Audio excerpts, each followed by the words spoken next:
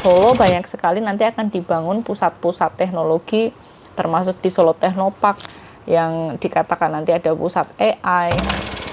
Sebenarnya zonasi itu juga berlaku di negara-negara maju, di mana tujuannya adalah mengurangi kemacetan. Assalamualaikum warahmatullahi wabarakatuh. Ketemu lagi di podcast Tribun Solo. Kali ini kami kedatangan tamu dari Universitas Surakarta dan akhir-akhir ini kalau teman-teman naik motor atau naik mobil di Solo begitu, itu sering lihat wajahnya, semakin sering lihat wajahnya begitu ya di baliho-baliho berseliweran. Nah, ini tamu saya kali ini adalah Mbak Astrid Widayani. Halo, nah, ini Mbak Astrid ini rektor UNSA Universitas Surakarta. Betul sekali. Dan katanya ya ini sangat santer dengan isu mau nyalon jadi penggantinya Mas Gibran, jadi calon wali kota Solo. Wes ini daripada kayaknya bukan katanya lagi deh, katanya udah lagi ya, udah bener ya. Udah resmi mendaftar soalnya. Nah, ini sebenarnya supaya kita tahu ceritanya dan kita lebih dekat lah ya. Mbak Astrid ini siapa sih gitu ya. Kita mau pengen kenalan, pengen ngobrol lah. Sebentar aja sama Mbak Astrid di tengah kesibukan beliau begitu. Mbak Astrid tuh awal mulanya gimana sih kok bisa tiba-tiba nyerempet jadi calon wali kota Solo bisa itu sampai di sini gitu bisa ya sampai ceritanya. Gimana Mbak Astrid tuh Mbak Astrid? Kalau dibilang tiba-tiba enggak juga, karena untuk sebuah keputusan besar apalagi maju menjadi calon pemimpin kota itu kan butuh pertimbangan yang matang ya. Terutama kalau saya dari sisi perempuan yang sudah punya keluarga, udah punya anak gitu kan juga pertimbangannya juga nggak bisa, oh saya pengen maju langsung daftar kan nggak mungkin. Jadi memang ceritanya berawal dari bagaimana selama ini bertahun-tahun ya, nggak cuma akhir-akhir ini tapi bertahun-tahun itu saya memang sudah banyak pengabdian di Solo, banyak juga di luar batas dalam tanda kutip, tidak hanya di bidang pendidikan yang selama ini saya jalani, jadi saya sudah melewati sisi pendidikan, ada di pariwisata juga aktif, digitalisasi saya juga aktif, kemudian yang terakhir yang alhamdulillah banyak disupport juga dari teman-teman pelaku UMKM, akhirnya saya bikin sebuah program untuk UMKM, alhamdulillah juga baik gitu. Jadi sambutan-sambutan hangat dari berbagai komunitas, kemudian apa yang saya berikan untuk teman-teman di Solo ini disambut dengan baik sehingga menjadikan saya lebih semangat nih, jadi lebih banyak sharing dimanapun.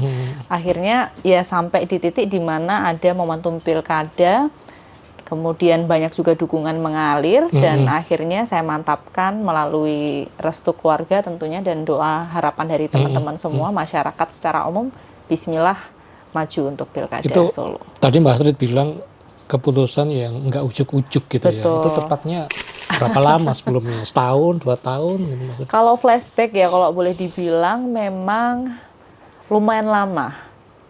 Tepatnya kalau setiap manusia tuh ada moment of truth ya, dimana kita tuh kayak benar-benar ada di satu titik nol atau titik balik gitu lebih ekstrimnya. Itu kalau saya di 7 tahun yang lalu, Mas. Gimana Mas itu? 7 tahun yang lalu itu ketika bapak saya meninggal dunia.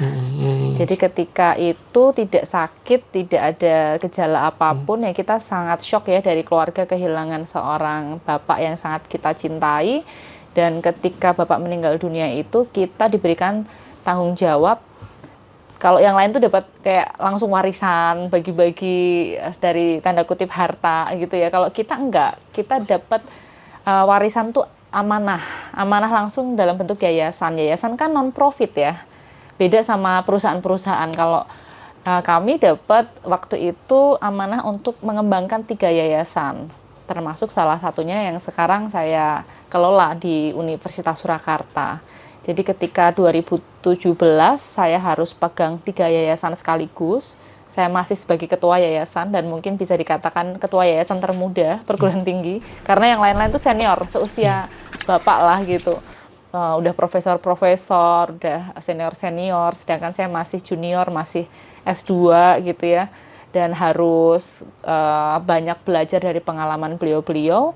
Nah, di momentum itu ada titik balik nih dari seorang Astrid. Jadi saya lebih fokus dalam mencari apa sih yang menjadi tujuan hidup sesungguhnya itu apa. Kemudian bagaimana saya bisa menyeimbangkan manajemen waktu, kemudian dari sisi hidup secara holistik gitu ya, seimbang. Karena waktu itu kan saya masih punya bayi 6 bulan, kemudian harus handle yayasan, dan aktivitas sosial saya ini juga saya lakukan sebagai bagian dari keseimbangan yang saya ceritakan tadi. Jadi 7 tahun itu kan bukan waktu yang pendek ya. Iya, betul. Dan alhamdulillah tahun kemarin setelah menjabat sebagai ketua yayasan, saya turun gunung langsung ke operasional di rektor.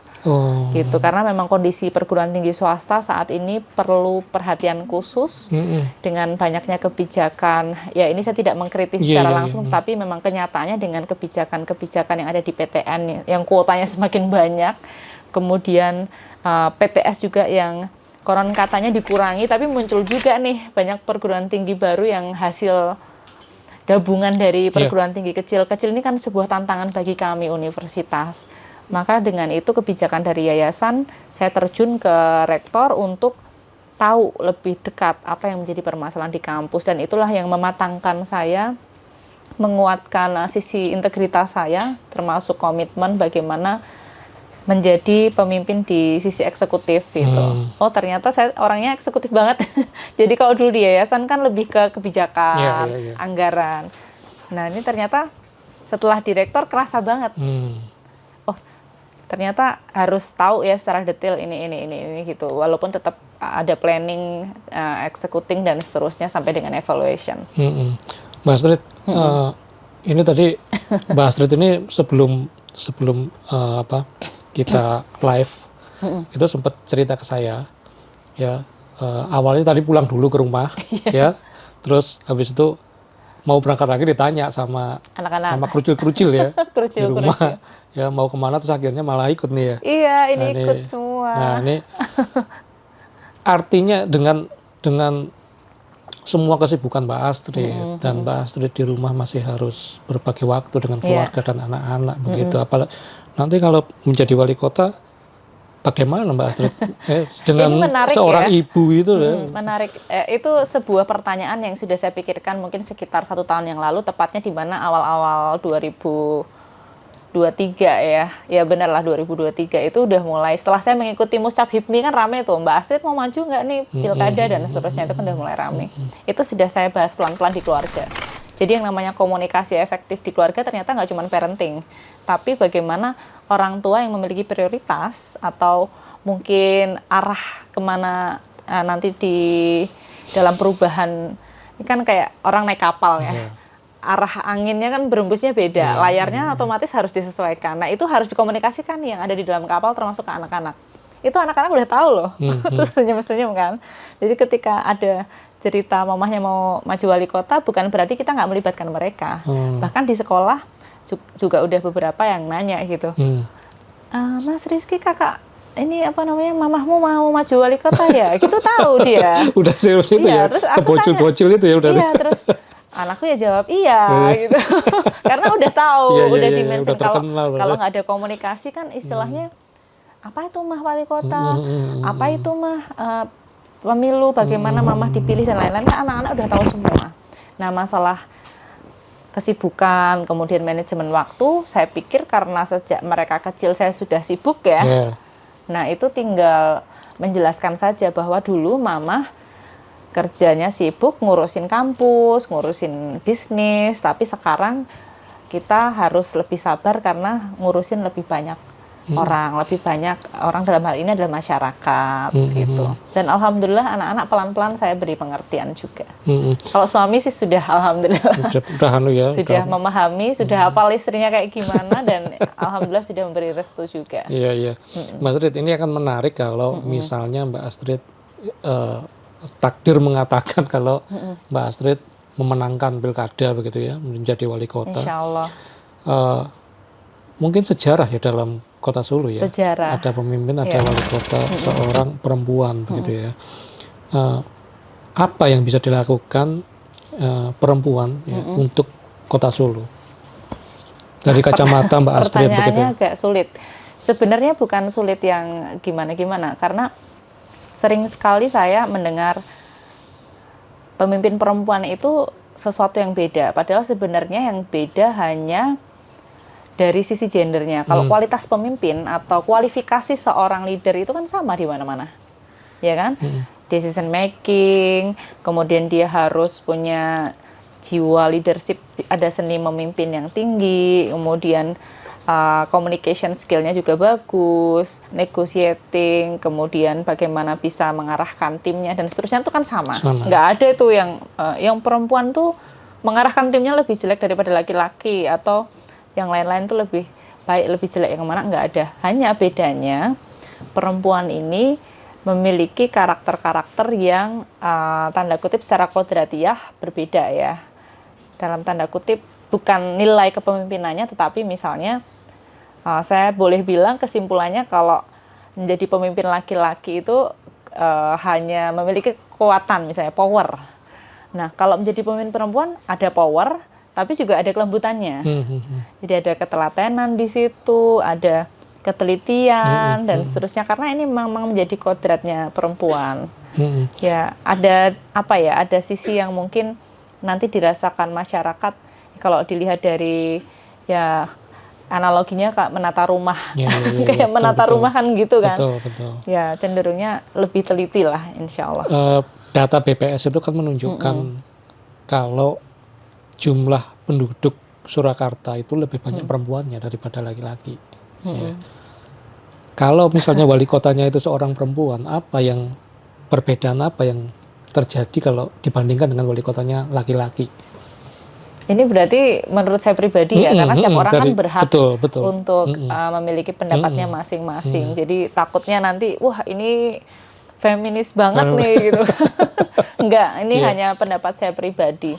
Saya kira dengan kondisi yang sangat dinamis, setiap kehidupan itu kan banyak terjadi perubahan, dan dalam budaya tentunya dalam perkembangannya manusia itu harapannya peradabannya semakin maju.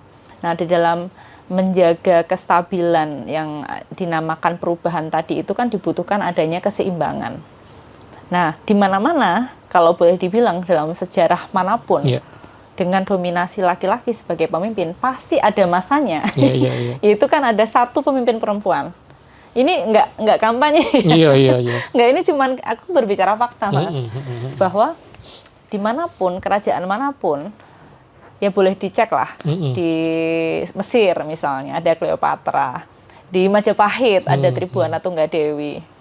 Ya dimanapun lah boleh jadi dicek. Selalu ada titik di mana. Ya, karena yang namanya perubahan peradaban itu kan sifatnya dinamis dan ada perubahan tadi ya, ada sesuatu yang memang harus diseimbangkan. Dan saya yakin peran perempuan yang tadi dalam rangka punya kekuatan dan juga kelembutan itu, kalau secara keseimbangannya sudah perlu ada sentuhan perempuan, nah itu memang ada kalanya ya diperlukan.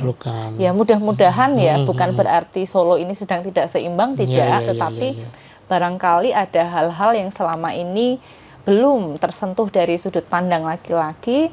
Mudah-mudahan dengan saya masuk ke dalam bursa pilkada ini bisa memberikan warna tersendiri. Mas Rid, itu tadi kita bahas pilkada gitu ya. Mungkin Mas Rid udah bosan mungkin ya. Setiap hari ketemu wartawan ditanyanya pilkada terus. Iya, soalnya baru musim itu ya. Tapi aku pengen tahu nih Mbak Rid itu asli Solo nggak sih? Saya lahir besar di Solo, justru saya mencari pengalaman di luar Solo. Gitu ya. Kuliah S1, S2, S3 di luar Solo. Jadi mulai dari lahir sampai SMA besar di Solo. SD, SMP, SMA di Solo. Dan Solo itu kalau SD-nya di mana dulu, Mas? Ya, Solo itu kalau dulu ya belum domisili itu ya, belum zonasi maksud saya. Belum zonasi itu kan kalau bisa masuk ke SD atau sekolah favorit itu kan sampai SMP, SMA temannya sama. Iya, enggak? Betul. Nah, itu kan circle-nya sama. Circle-nya sama. Saya pernah ngalami. Nah, kok ketemu ini. Dan di satu sisi saya waktu SMA, tadi ditanya ya SD-nya mana? SD 56 Beromantakan, SMP 4 Patska, ya, dan SMA 1 Kasmaji. SMA 1. Ya, SMA 1 negeri. Favorit semua ya berarti. Iya. Jadi waktu itu pun saya nggak masuk SMP 1 karena Ya saya pengen cari teman baru. Karena banyak akhirnya teman yang di SMP 1 kan. Cari teman-teman baru di SMP 4. Ketemu di SMA 1 campuran antara SD sama SMP. Oh, kok masih sama lagi. Akhirnya kuliah saya cari di Undip. S1-nya di Undip. Padahal S2-nya rumahnya di mana itu? Solo. Domisili enggak, daerah mana? Saya di daerah Kota Barat. Malah ke Berontakan ya? Iya. Ya. Di Kota Barat padahal ada SD bagus juga loh ya, bagus SD negeri lumayan juga kan. Tapi waktu tahun 90-an Berontakan termasuk favorit. Oh iya betul. Sebelum betul, SD 16 ya kalau nggak salah waktu itu. 15 sama 16 ya. 16 itu sebelumnya Berontakan termasuk favorit. Ya betul. Ya. Kemudian kuliah di Semarang karena saya pengen keluar kota, tapi karena saya perempuan satu-satunya di rumah, nggak boleh jauh-jauh sama bapak dulu. Kamu boleh kuliah luar kota, tapi kalau nggak Semarang, Jogja gitu. Akhirnya S1 saya di Semarang, S2 saya di Jogja. Oke. Nah ini menarik Mbak Astrid. Mbak Astrid ini pelaku pendidikan. Dan pertanyaan yang paling banyak masuk ke redaksi dari masyarakat itu adalah soal zonasi. Kalau menurut Mbak Astrid gimana sih Mbak soal zonasi itu? Mbak Astrid setuju nggak sih? Mbak? Kalau tujuan awalnya semua kebijakan pasti baik, ya tentunya sudah ada kajian. Tapi implementasi kan perlu kita kritisi juga.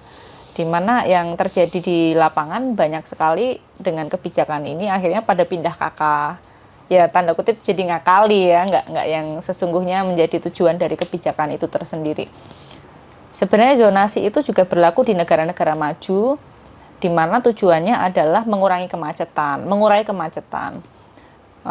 bagaimana mengoptimalkan public transportation, bagaimana juga dari pihak sekolah ini juga bisa memaksimalkan dari apa yang ada di lingkungannya, kan gitu. Tapi kan poinnya akhirnya hanya berakhir pada bagaimana kamu bisa sekolah tergantung dari tempat tinggalmu. Yang saya sampaikan tadi akhirnya kan tidak tersosialisasi dengan baik. Yang dekat akhirnya masih diantar naik mobil, kemudian public transportnya masih jalan tapi kosong misalnya. Kemudian itu hubungannya dengan integrasi yang belum sesuai harapan saja. Saya juga punya cita-cita ya kalau memang diizinkan nanti, diizinkan untuk bisa berkesempatan menata kota. Salah satu yang menjadi concern saya, selain penataan kota nomor 1, yang nomor 2 adalah sistem transportasi. Karena kan sekarang udah banyak keluhan untuk Solo udah semakin macet, ya gitu-gitulah banyak sekali. Dan saya kira ini menjadi PR bersama yang nantinya tentu akan mengoptimalkan kebijakan zonasi tadi. Sistem transportasinya seperti apa mungkin kira-kira? Kan sekarang sudah ada tuh PST gitu kan ya, dan anak sekolah kan juga nggak bayar kayaknya ya, masih gratis kan ya untuk anak sekolah ya. Pelajar ada tarif khusus. Ada tarif khusus lah ya, intinya kan juga terjangkau juga. Itu kan hubungannya dengan budaya sebenarnya. Kalau memang zonasi itu digunakan untuk transportasi yang terdekat bisa memberikan fasilitas masyarakat, tanda kutip menerima fasilitas, udah nggak usah capek-capek nanti disediakan oleh pemerintah, itu kan kalau ekstrimnya sudah dalam satu koridor. Kalau di luar negeri itu distrik, kalau di sini mungkin kelurahan ya. Nah per distrik itu sudah ada busnya gitu, untuk di titik-titik mana anak-anak nanti dijemput. Nah nanti anak-anak jalan. Nah ini kan budaya lagi, kan Indonesia itu negara yang paling malas jalan kaki. Nah itu budaya, jadi harus berani merubah budaya pelan-pelan. Dan yang pasti ya tingkat segi keamanannya perlu dipertimbangkan juga ya. Nah kalau per distrik, per kelurahan sudah jalan yang namanya itu ya, saya kira bisa jalan juga. Tapi kayaknya malas jalan kaki itu gara-gara ininya Mbak Astrid. Panas ya? Bukan panasnya, trotoar nggak ada, ya kan dibangunin trotoar, dibuat parkir lagi, dibuat PKL, ya itu kan kadang-kadang bikin orang malas gitu kan. Ya makanya penataan kota itu nomor 1 baru nomor 2 transportasi. Sekarang kan buktinya kayak misalnya koridor Gatsu misalnya kan, pedestriannya dibuat keren gitu kan, jalan jauh fine-fine aja kan, banyak yang menyerbu juga. Tapi Mbak Astrid, kalau boleh memilih ya, sebagai seorang yang sudah ngelontok di pendidikan gitu ya, itu Mbak Astrid pilih yang mana seandainya zonasi itu sistem masuk SMP SMA itu dikembalikan seperti dulu, atau seperti zonasi sekarang, atau melanjutkan zonasi sekarang? Kalau menurut saya lebih melihat kebutuhan yang ada di wilayahnya. Ada yang memang zonasi ini bisa dioptimalkan dengan sistem tadi ya, terpadu istilahnya, sistem terpadu. Baik itu dari segi kewilayahan, sistem transportasi maupun kebijakan di masing-masing sekolah. Tapi kalau di wilayahnya misalnya dalam konteks yang sekolahnya jauh, ya mohon maaf kalau aksesnya belum baik, infrastrukturnya belum terbentuk dengan sempurna ya itu bisa jadi nggak efektif gitu. Ya tergantung kondisi kewilayahannya, kebijakan daerah juga harus mengikuti dan tentunya dari sisi pihak sekolah atau penyelenggara pendidikan ini juga peka juga untuk bisa melihat kebutuhan anak-anak. Gimana nih dengan kondisi kamu naik public transport atau apa yang bisa menjadikan zonasi ini bisa lebih maksimal dengan adanya pengelompokan tadi melalui zona-zona itu. Kan sebenarnya di sekolah juga tahu kalau ini asli sini gitu kan. Hubungannya dengan sistem kependudukan. Nah kayak gitu-gitulah. Ya, cuman ini Mbak Astrid, banyak yang mengeluh, termasuk saya ya, ini saya mewakili para orang tua begitu ya. Jadi oke lah, nggak apa-apa, zonasi nggak masalah ya. Cuman yang jadi masalah adalah kadang sistem ini kan diberlakukan saklek, diberlakukan sesuai aturan, tapi pengambil kebijakan ini lupa fasilitasnya belum ada. Katakanlah yang menarik ini begini, misalnya saya tinggal di Colomadu nih, mau cari SMP ya, buat anak saya. Lucunya itu jarak dari rumah saya ke sekolah yang di Colomadu sama sekolah yang di kota Solo itu deketan di kota Solo. Itu terjadi ya? Terjadi, happen. Dan menurut saya nggak hanya Colomadu aja, banyak. Misalnya daerah-daerah perbatasan misalnya ya, Ngemplak, Boyolali. Dia mau ke SMP-nya sono kejauhan, lebih dekat ke katakanlah SMP di Banyuanyar gitu. Nah ini seorang wali kota bisa nggak sih mengambil keputusan gitu ya, mengingat dinas pendidikan kan berada di bawah Pemkot ya, dinas pendidikan yang untuk SD SMP begitu ya. Itu bisa nggak wali kota itu mengambil kebijakan, oke lah nggak apa-apa untuk para warga yang ada di daerah perbatasan sekolah di saya, ini kebijakan khusus wali kota, bisa nggak maksudnya? Sepengetahuan saya ada memang kebijakan yang di sekolah misalnya di SMA itu melalui provinsi. Jadi wali kota nggak bisa cawe-cawe karena ada yang memang ranahnya itu kebijakan dari gubernur. Ya karena ada beberapa kepala sekolah yang pernah ngobrol-ngobrol sama saya itu ya nggak bisa serta-merta Mbak, misalnya bantuan sekolah, kebijakan, zonasi dan lain-lain itu dari provinsi misalnya. Kita bisanya hanya memberikan rekomendasi misalnya dari kota. Tapi beda cerita atau beda halnya ketika kita memahami permasalahan itu secara konteks ya, misalnya saya orang akademisi itu kan tahu nih kebutuhan dari sisi pendidikan dan sisi institusi atau sekolahnya. Itu mungkin secara konkret atau real kan kita bisa adakan evaluasi. Itu mungkin yang kurang ya. Selama ini kan kebijakan hanya berfokus pada kajian dan bisa jadi lebih banyak kajiannya daripada implementasinya. Mungkin kajiannya berapa tahun, implementasinya seperti apa. Nah ini lupanya ada rutin evaluasi, itu pun kan sebenarnya bagian dari standar manajemen yang harusnya dijalankan. Ya bisa jadi dikurangi bagian kajiannya, dimaksimalkan di implementasi, lalu ada evaluasi. Saya kira kok jarang ya, saya dengar ada setelah ini implementasinya seperti apa, ada masukan apa, kita kumpulkan orang tua, wali, kemudian pihak sekolah dan pemerintah daerah. Ini saya kira juga bisa menjadi pendekatan baru.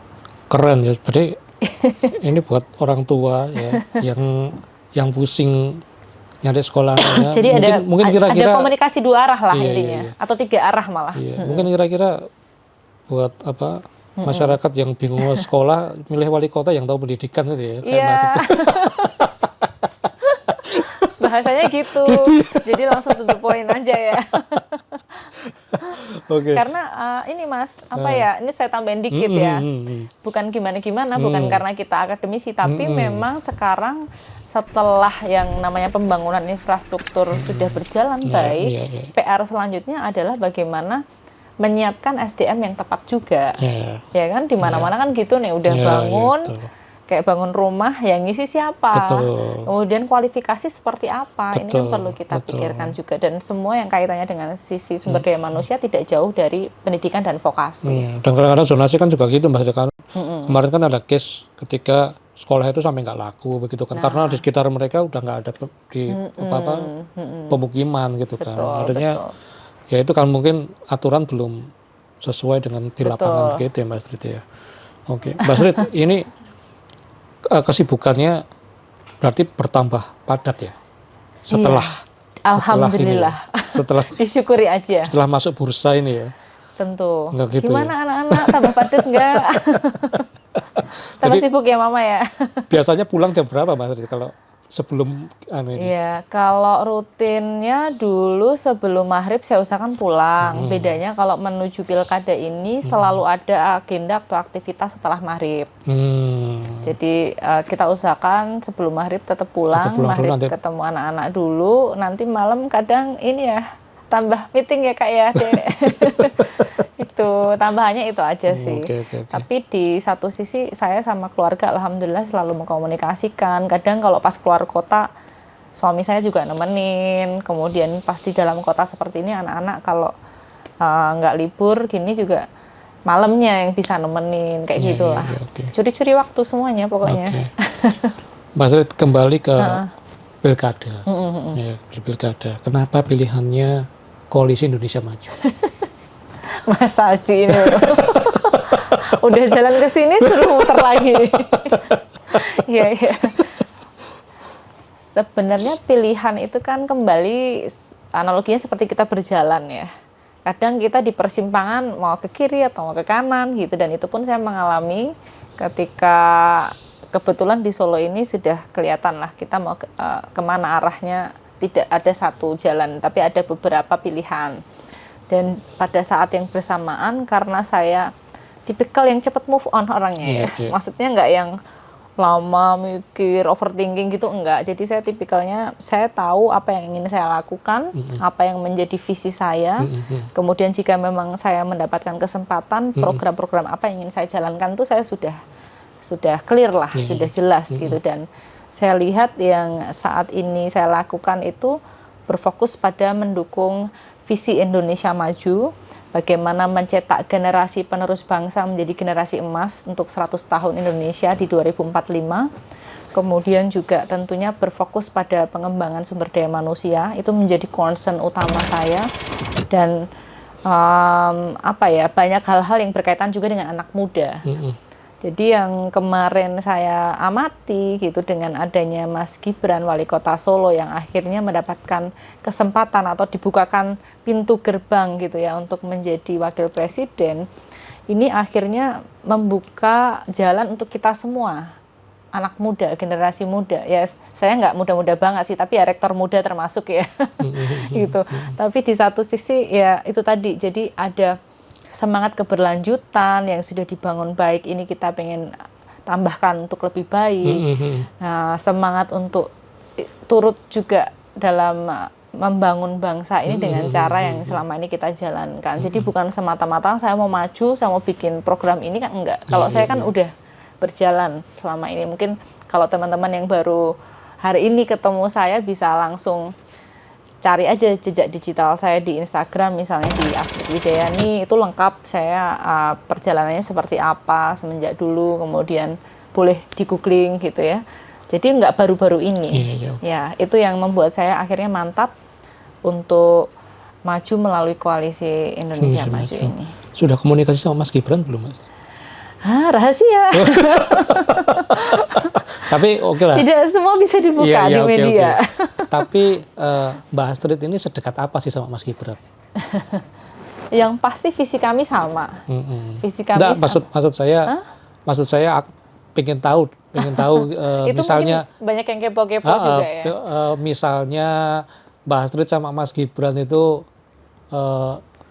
masuk di grup WA yang sama misalnya. Atau WA itu sudah WA sama Mas Gibran sudah biasa? Alhamdulillah karena saya aktif juga di berbagai organisasi, banyak kegiatan yang juga tanda kutip membangun kota ya, seperti saya bikin event-event festival untuk Solo, sering sekali berkegiatan bareng beliau. Dan kalau dibilang sedekat apa, saya yakin semua orang juga deket ya, karena Mas Gibran itu hampir semua juga diterima dengan baik. Kemudian ya enggak, saya WA enggak dibalas kok. Ya, prinsipnya yang niat baik untuk tanda kutip tadi untuk membangun Solo tadi. Bagaimana kontribusi kita untuk Solo itu nyata, didukung aja kok sama Mas Gibran. Ya, semua pihak, nggak cuma saya gitu ya. Dan saya yakin siapapun nanti yang menjadi pemimpin Solo tentunya itu yang nanti selaras dengan pemimpin sebelumnya. Mbak Astrid ini harus AD1 atau AD2 nggak apa-apa? Kalau pemimpin Solo itu kan bisa 1 bisa 2. Jadi saya terbuka untuk 1 atau 2. Mas Astrid tanya lagi. Boleh, mumpung saya di sini. Kabarnya sama Mas Bri bagaimana? Kabarnya? Duet itu, duet yang katanya duet maut itu bagaimana kabarnya? Tribun ini benar-benar ya. Mumpung di sini soalnya. Ya, saya senang sekali antusiasme untuk beliau juga banyak gitu ya, karena beliau juga salah satu tokoh muda atau boleh dibilang banyak digadang-gadang gitu ya sebagai pemimpin Solo, di mana ini juga menunjukkan ternyata sekarang tidak menutup kesempatan nih untuk para pemimpin muda tampil, karena beliau raja tapi masih di bawah umur 30 gitu. Jadi ternyata ada antusiasme seperti itu.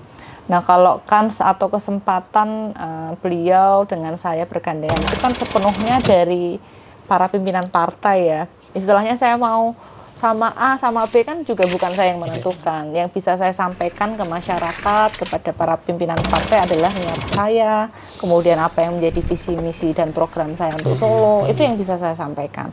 Kalau selaras nanti memang dengan apa yang dikehendaki dan dari Kanjeng Gusti Bre juga insya Allah siap dan selaras, ya pasti akan bertemu. Cuman kemarin kan sempat muncul foto sama Gusti Bre. Ya kan berkegiatan bersama biasa. Bersama, iya, ya. Bukan, kan sama-sama orang Solo. Bukan bukan clue itu ya, bukan bocoran itu ya. Dilihat aja nanti lah. Kan di dalam pertemuan itu kadang ada yang lebih rekat, ada yang menjauh. Siap. Nah, mudah-mudahan ini yang termasuk yang lebih rekat. Oke, sabar Mas Rid, sudah mau selesai kok. Tenang, Mas Rid. Sampai bingung nanti mau jawabnya gimana. Semakin kesini semakin didesak saya. Semakin kesini semakin kesana gitu ya. Mas Rid. Iya. Kalau boleh kita bertanya, Mbak Astrid akan melakukan apa secara konkret ya? 5. Ketika saya jadi wali kota Solo, saya akan 1, 2, 3, 4, 5. Padahal visi misi saya nggak sampai 5 loh. Kalau visi misinya 3 gimana dong? Ya misalnya kan kuliah gratis, mau bangun restoran gratis buat orang miskin, nah misalnya gitu kan misalnya. Oke, ini karena langsung di dada 5 ya, coba saya sebutin ya. Mudah-mudahan memenuhi quorum. 1 tentunya visi keberlanjutan dari apa yang sudah dijalankan Mas Gibran, kan ada 17 titik prioritas pembangunan. Dan saya kemarin sudah mempelajari ada beberapa yang perlu untuk dituntaskan dengan baik. Itu yang menjadi kewajiban bagi penerus wali kota selanjutnya, dan insya Allah saya siap. Kemudian yang kedua, ini ada satu isu yang memang sebelumnya mungkin jarang dibicarakan, yaitu isu perempuan dan keluarga. Ya, ini yang menjadi bagian dari kelebihan saya sebagai perempuan, di mana korban kekerasan, ada juga anak-anak yang putus sekolah hanya karena mungkin dia tidak nyaman gitu ya, ada korban bully dan lain-lain, itu belum tersentuh. Ya, di sisi ini termasuk pembentukan karakter itu kan tidak hanya di sekolah tapi juga di rumah. Saya menemukan banyak sekali ketika di lapangan, ya di Solo ya, masih di Solo itu ya agak memprihatinkan ketika banyak yang nggak bisa basa kromo, malah kasar, ngoko gitu kan. Menarik. Padahal di Solo ini kan terkenal dengan budayanya tinggi. Betul. Dan bahasa Jawa itu ada 3 layer loh. Kok bisa hilang? Kok ketemu saya kok ngoko? Mbak rene ngopo, meh ngopo? Misalnya gitu ya. Nah, ini kan ini ada pembentukan karakter yang harus dikuatkan. Ini menjadi concern saya juga. perempuan dan keluarga. Konkretnya di sekolah atau pembelajaran bahasa Jawa? Atau Justru dengan orang tua, nanti dengan ibu-ibu, dengan bagaimana parenting, bagaimana pendekatan gizi untuk keluarga dan lain sebagainya, ini sangat perlu untuk ditambahkan. Apalagi kan besok isunya juga ada ketahanan pangan ya, dan seterusnya lah itu. Solo menjadi kota zero stunting dan seterusnya. Dan yang ketiga tentunya di sisi sumber daya manusia.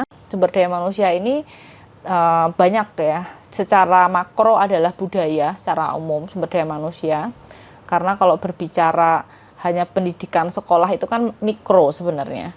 Jadi ketika makro ya tadi seperti yang saya sampaikan, ketika pembentukan karakternya tidak cukup hanya di sekolah di rumah, tapi juga bagaimana kurikulum ini ya nanti pelan-pelan juga bisa menjadikan anak-anak ini baik yang sekolah dasar sampai dengan di perguruan tinggi itu sudah ada grade-nya. Ibaratnya kalau kita belajar dari negara-negara yang sudah berhasil merubah budayanya menuju ke peradaban yang maju. Indonesia kan negara berkembang nih, menuju ke maju.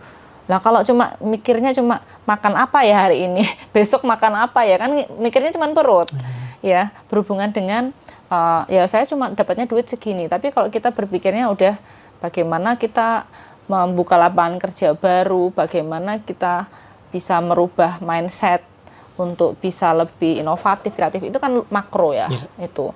Nah, yang keempat, ini tantangan lagi nih ya, itu mungkin yang saat ini menjadi highlight di Solo, yaitu tentang isu perkembangan teknologi.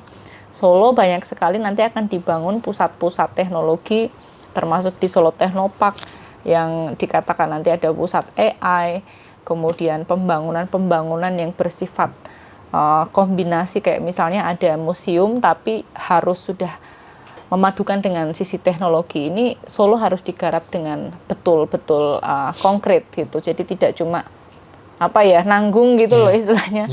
Ada museum tapi nggak ada hologramnya atau nggak ada visual yang kaitannya dengan digitalisasi, termasuk dengan direktorinya Solo kan masih sifatnya informasi umum ya. Jadi digitalisasi itu juga masuk di perkembangan teknologi. Ya syukur-syukur nanti bisa jadi smart city ya. Harapannya yang selama ini sudah dikerjakan bisa terwujud. Nah yang terakhir, yang nomor 5 ini yang tidak kalah penting juga kaitannya dengan isu kesehatan. Nah isu kesehatan ini biasanya baru kenceng dibicarakan ketika ada virus, ada wabah. Ini kan akhir-akhir ini ada DB misalnya. Kemudian ada kemarin pandemi itu yang sampai membuat semua kegiatan berhenti. Tapi kan yang dinamakan isu kesehatan ini lebih ke arah sustainability. Jadi bagaimana kita menjaga lingkungan, bagaimana membudayakan untuk anak-anak yang sekarang itu paham recycle, mana yang barangnya bisa didaur ulang, mana yang enggak. Jadi kesehatan tuh nggak cuman berbicara virus, obat gitu ya, tapi mereka besok kan harus jadi orang-orang yang pinter, fokusnya pada satu bidang ilmu gitu loh. Yang fokus ke misalnya biologi, ya fokus lagi, detail lagi gitu, ke antisipasi ke masa depan, karena kan besok mereka yang dihadapi nggak cuma antar manusia, tapi juga menjaga konservasi lingkungan. Itu sih Mas. Kayaknya kira-kira siap benar.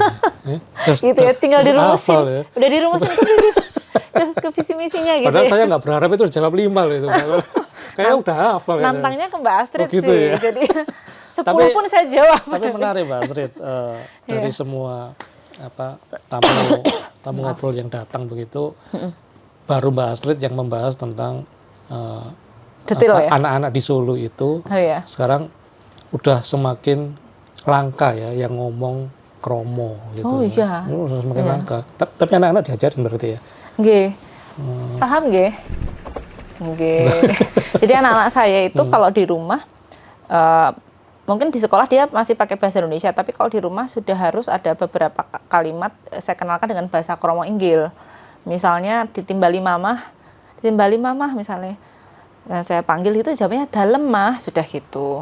Nggih mah, gitu tuh sudah saya ajari. Mamah dahar, mamah sirah, mamah tindak, mamah kondur, itu yang kata-kata dasar itu anak-anak sudah saya ajari. Jadi ketika dia mengucapkan kepada orang yang lebih tua, kata-kata itu tidak asing. Masih Iya, ini ya, sekarang udah langka sih ya. Dan sedih juga ya, budaya itu semakin Iya. langka Kan ya nggak di cuma Solo ya. vocabulary-nya, nggak Betul, cuma betul, kata-katanya, tapi nadanya kan juga. Nadanya, betul. Jadi kalau udah nadanya bentak sedikit, biasanya saya ingetin, ayo sama orang tua nggak boleh gitu. Saya, mama bisa jadi temanmu, tapi cara ngomong sama orang tua jangan seperti teman. Itu kan semua ibu-ibu harus bisa gitu supaya Solonya kelihatan. Jadi kalau ke Solo itu kayak kita misalnya ke Thailand, itu kan kerasa ya halusnya. Betul, betul. Ke Jepang, itu kan high culture value semua. Nah, kita juga punya high culture value. Mudah-mudahan ya dengan adanya sentuhan perempuan tadi itu ya. bisa lebih seimbang dan mengembalikan apa yang dinamakan yang namanya budaya Jawa. Tapi Mbak Astrid menemukan fenomena itu di mahasiswanya Mbak Astrid nggak apa di kebanyakan anak muda sekarang gitu, gimana Mbak Astrid? Semakin langka nggak itu? Iya, semakin langka karena tentunya sudah semakin banyak pendatang, terpaparnya informasi itu juga semakin tidak ada batasnya ya. Semua orang bisa googling, searching, bahkan masuknya budaya-budaya asing yang tidak bisa kita hindari. Anak-anak muda sekarang suka Korea nggak Mbak? Nah, suka kan? Nah, itu misalnya. Coba ditanya, bisa kromo nggak itu? Bisa basa kromo? Saged? Segede. Terus saya sakit kok. Ya, itu juga menarik karena ketika saya kemarin beberapa kali kesempatan kan selalu ketika sambutan saya kasih pantun Jawa.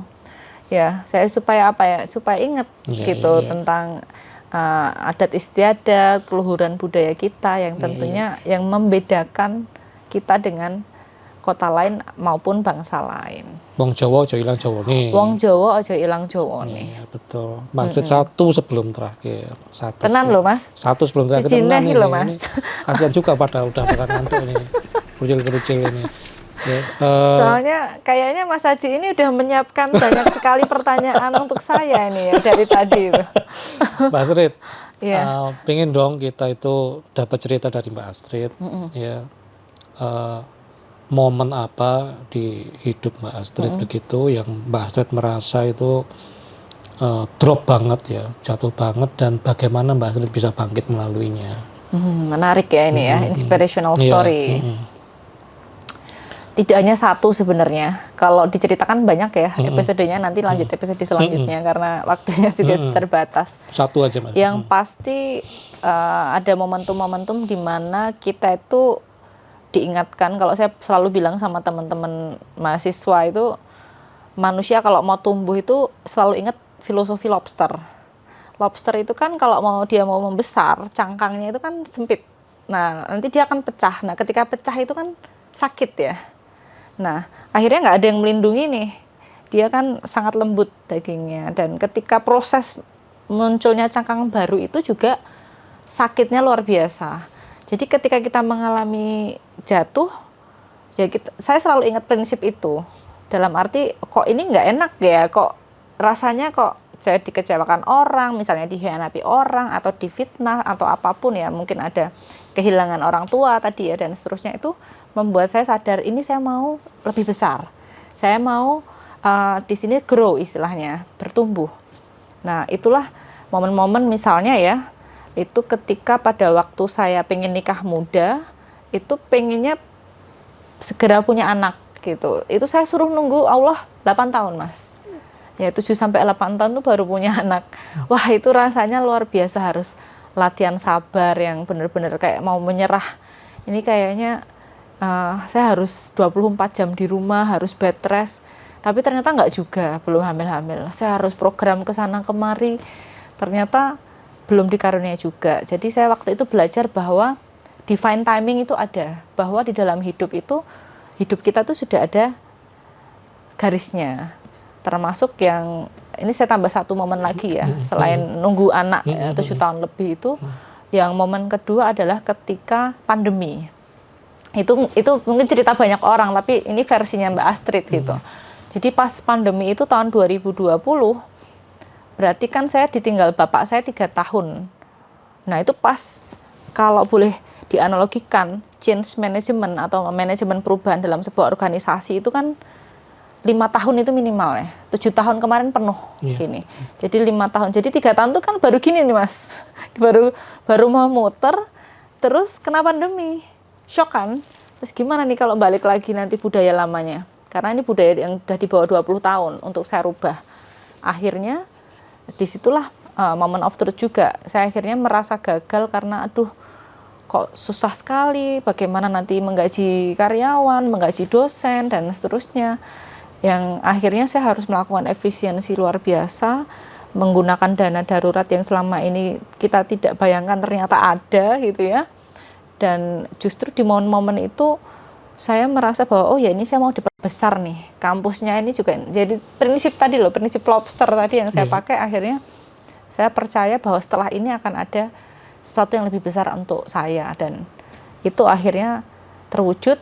Saya perbaiki internal, saya adakan efisiensi, dan malah justru banyak hal-hal yang kurang baik bisa saya benahi ketika pas momen saya rasa mau jatuh. Jadi kalau teman-teman ngerasa pas posisinya mau gagal atau mau jatuh gitu ya, itu sebenarnya kita lagi diuji. Ya, kita mau diuji apakah kita akhirnya menyerah atau kita mau bersabar atau mengambil hikmah dari kejadian itu. Luar biasa. Mahal loh itu. Oh iya, mahal itu. sekali. Sampai nangis-nangis gak bisa tidur gitu kan. Gitu ya. Ibaratnya kalau pas bener-bener posisi di bawah. Oke. Iya. Mbak Astrid tadi kan ngomong soal pantun Jawa. Lah sekarang Mbak Astrid yang menutup loh pantun. Iya, pantunnya sekarang. Ya? Sekarang Mbak Astrid yang menutup dengan pantun Jawa. Waduh, lah kalau di dada ini ya susah Mas. Saya kan harus gitu ya. Harus ini dulu menyiapkan temanya dulu. Oke, nanti kapan-kapan Mas ya. Iya, nanti saya. Atau enggak nanti kalau jadi kalau jadi wali kota nanti kampanyenya pakai pantun Jawa gitu ya. Sudah berjalan. Sudah berjalan ya. Iya, tapi nanti saya berarti masih punya utang sama Tribun bikin pantun Jawa. Pantun Jawa ya. Siap. Oke, siap. Oke, gitu. Ngobrol singkat kita dengan Mbak Astrid Widayani mengenal sedikit apa banyak ya Mbak? Banyak ya. Banyak sekali saya dikupas hari ini.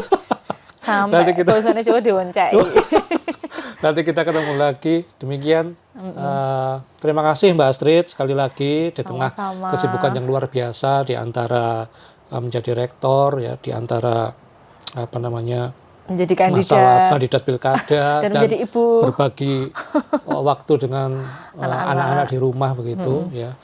Saya terima kasih sekali Mbak Astrid sudah meluangkan waktu buat kami di studio. Sama-sama.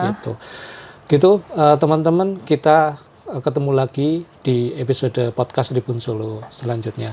Assalamualaikum warahmatullahi wabarakatuh.